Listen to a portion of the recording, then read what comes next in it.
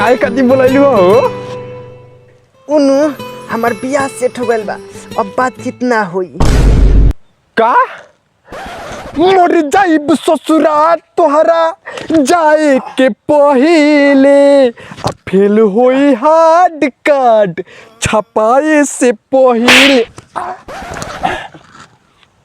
ओकर टेंशन मत ल कार्ड पहिले ही छपा गइल बा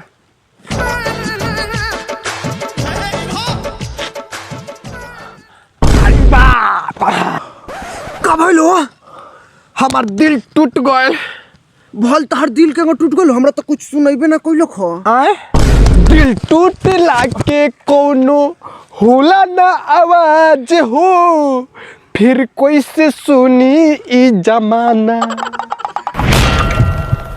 बुझाता अब टूट गइल सुनाइल हो सरौ तो नहीं मार के हमार गोड़ तोड़ देला स आ तहार दिल टूटल बा अरे बाप रे मारे के बा हां तो आराम आराम से मारी लोगो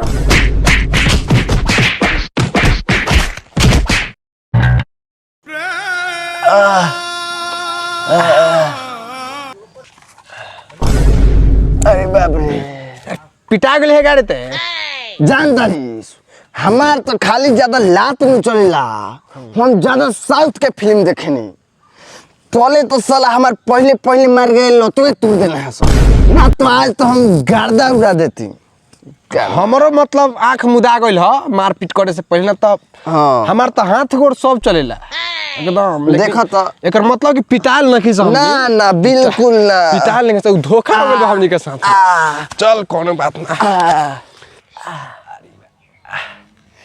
साला जिंदगी में जौनो एगो लड़की रखिए उहो चल गल छोड़ के अब होली में कौन उपाय लगावल जा सुंदर हाँ हमार भुआरी पड़ी बियाल बिया उहे फेवसा लेके आवत नहीं नहरे पर खड़ा रहिया हाँ ठीक बा ओए बहारना के बियाह सेट भइल बा ये घड़ी बतियाता का अरे बहारना तो हमार प्रेमी पार्टनर ह पहले तो हमने एके गो लोटा में झारा फिर जातो नहीं हो अब तो बतियाए के देवे करी हमरा के ना पार्टनर साँझ के हम बतिया हम सवेरे ते बतिया ना ए आप नहीं ना गाँव में भोलवा के साली आयल बिया बड़ी मस्त बिया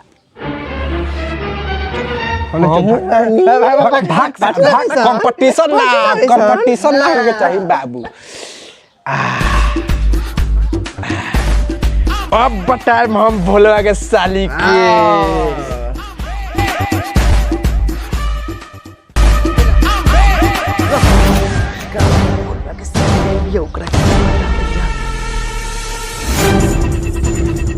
तो बहुत छानबीन कैले का बात पता चलल बा कि भोलवा के साली दिन में 3 बे घर से बाहर निकलेली सुबेरे सुबेरे दूध ले आवे खातिर घामा में छत पर जाले कपड़ा पसारे आ साँझ के बथानी दिया बाड़ी जाले हम सवेरे जाए हम घामा में जाए हम साँझ के ना जाए कह रे साँझ के हमार मुंह ना लौकेला ओए पुरुम टोका पलटुआरू भोलवा के साली के नंबर देते लखो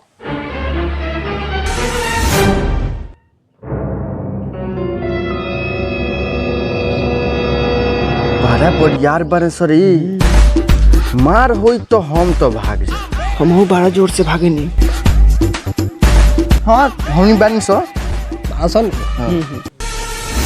हाँ तो पंचायत शुरू कर जा हाँ तो हम ये कहे के चाहतनी कि पूरम टोला के पलटुआ भोलवा के साली के नंबर काहे देता जब पूरम टोला में कौनो हितई के लड़की आवेली स तो पश्चिम टोला के कौनो लड़का ना जाला स लाइन मारे तो इस साला नंबर काहे देता हम ये जाने के चाहतनी भोलवा के घर तहनी का पश्चिम टोला में ना पूर्व टोला में बा का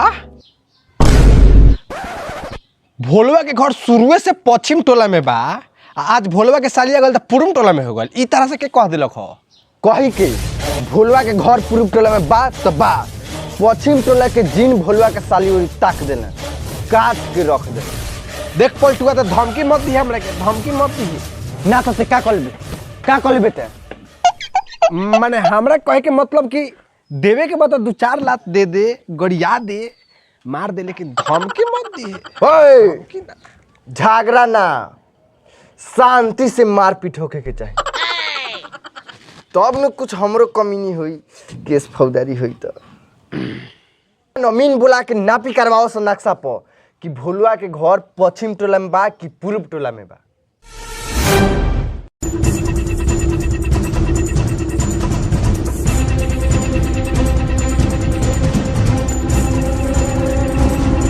टी बस्ती पर हेने हम सब सरे आ जो नापी करे के बा डीह में बा, डीह में। हां आ देखी भोलुआ के घर पूर्व टोला में बा कि पश्चिम टोला में बा। भोलवा घर तो एकदम पश्चिमे टोला में बा, बस नापी हो त नाम खाती संतुष्टि हो जाओ। पश्चिम टोला में बा, किन कहिए कि पश्चिम टोला में भोलुआ के घर बा। उन लोग के हाथे लगे एकदम सब भोलवा के साली के। देखा लोगन, भोलुआ के घर ना पूर्व टोला में बा ना पश्चिम टोला में बा, एकदम बीचा बीची बा। का बीचा बीच बा? ठीक से अमीनी कर रहा तो मार के बीचा बीच तार कपार फाड़ दे। बुझाता? भोलुआ के घर एकदम पूर्व टोला में बा तो बा। अब नक्शे बताओ तो हम का करी?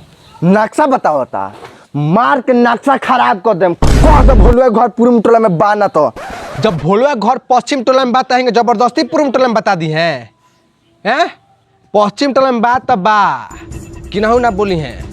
ते चार सवेरे हई से ढेर बोलता दी। तो ढेर बोलता रही वही ब्रास से सार का कॉले बेरे थे। ओए हाला ना शांति से मार होके के चाहिए। हाँ आओ तनी हम पुलिस बुला के मारो से सार के।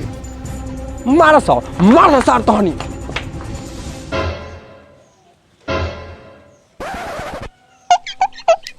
माने हम कहत रहनु मारस आके हमरा के तहनी मारस आके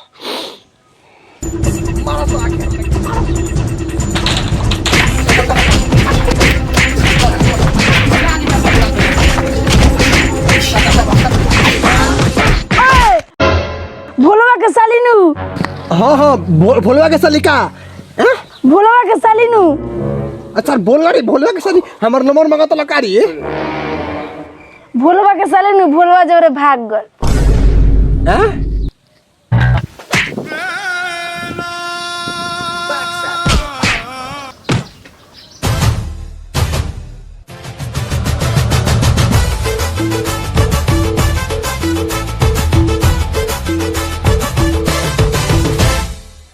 तो 1 लाख सब्सक्राइबर पुरावे खातिर रउआ लोग के दिल से शुक्रिया। और ये होली पर नया वीडियो कैसन बा देख के बताएं, कमेंट करी। और होली के बहुत बहुत शुभकामना। लाइक जरूर करें वीडियो के, शेयर करी और सब्सक्राइब करी और बढ़ाई। हम और नया नया कंटेंट बनाओ तनी, आगे बनल रही।